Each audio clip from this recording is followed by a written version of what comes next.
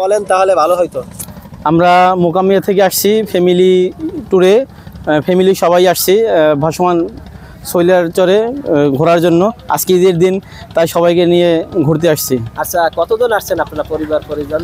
আমরা আমাদের বাড়ি থেকে টোটাল সবাই আসছি, আমার চাচা চাচি ভাই বিরাদার, তারপরে সবাই প্রায় 30-35 জন আসছি। তো কেমন লাগছে আসলে আজকে খোলামেলা জায়গা, অনেক সুন্দর সুন্দর পরিবেশ এবং ঘুরেও খুব ভালো লাগলো। নদীতে গোসল করলাম, এনজয় করলাম। আজকে যে ঈদের দিন, আজকে দিনটা খুব ভালো এনজয় করলাম।